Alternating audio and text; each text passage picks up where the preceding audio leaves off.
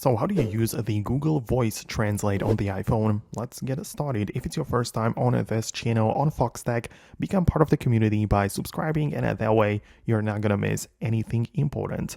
So at first, make sure you have the Google Translate app downloaded.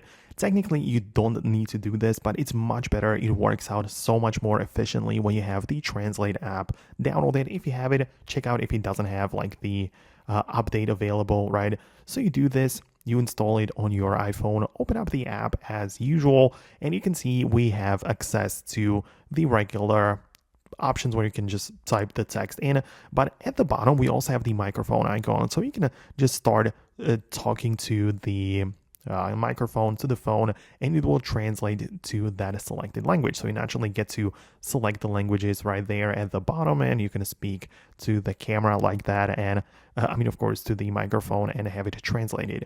That's one way of doing that. On the other hand, you can also get the conversation feature by tapping on the bottom left icon. The difference between this is that on the main page, when using this microphone, you only talk in your selected language, right? So if I choose to translate from English to Spanish, I can only talk in English, right? Because it will not get recognized otherwise. But if I go to the conversation, I get to pick two languages. So let's say the person A speaks English, person B speaks Spanish, and both can talk whenever they want, and the phone will recognize the language and translate it to the other one.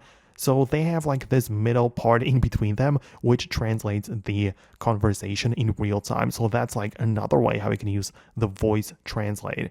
So let me know which option you like more, or which one is the one you're going to stick with. Subscribe for upcoming videos and explanations like this one, and I'm going to talk to you later.